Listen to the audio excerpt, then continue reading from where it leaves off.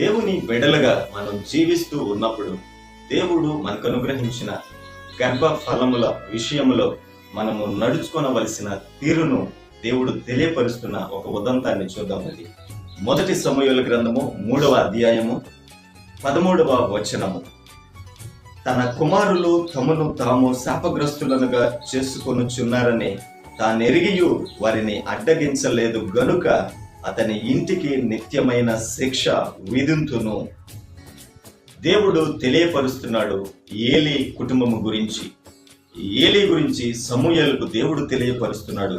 తన కుమారులు తమను తాము శాపగ్రస్తులుగా చేసుకొనుచున్నారని తాను ఎరిగియు వారిని అడ్డగించలేదు గనుక. ఏలీ తెలియపరచలేదండి, తన కుమారులకి తెలియపరిచాడు కదా.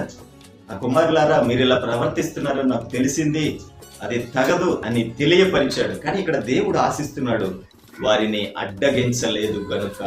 మన బిడ్డల విషయంలో వారు ఆత్మీయ జీవితానికి వ్యతిరేకంగా అడుగులు వేస్తున్నప్పుడు తెలియపరిచే వారిగా, సర్ది చెప్పేవారిగా కాకుండా అడ్డగించలేదు గనుక. ఏదో పిల్లలు కదండి, ఏదో ఆనందం కొద్దీ సినిమాలు, షికార్లు, డ్రామాలు, ఏదోలేండి యవన కాలంలో ఉన్నారుగా, ఇలా మనం కప్పిపుచ్చుకునే మాటలు చెప్తాం. కానీ ఇక్కడ దేవుడు అంటున్నాడు, వారిని అడ్డగించలేదు గనుక. తాను ఎరిగి వారిని అడ్డగించలేదు గనుక వారికి మాత్రమే శిక్ష కాదండి, అతని ఇంటికి నిత్యమైన శిక్ష.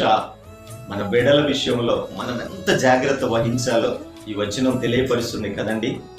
వారిని అడ్డగించలేదు కనుక ఇంటికి నిత్యమైన శిక్ష. బిడ్డలు ఆత్మీయ జీవితంలో ఆత్మీయతకు వ్యతిరేకంగా వారు అడుగులు వేస్తున్నప్పుడు అది బహు తీవ్రమైన విషయముగా మనము తీసుకోవాలని పరిశుద్ధాత్మ దేవుడు తెలియపరుస్తున్నారు.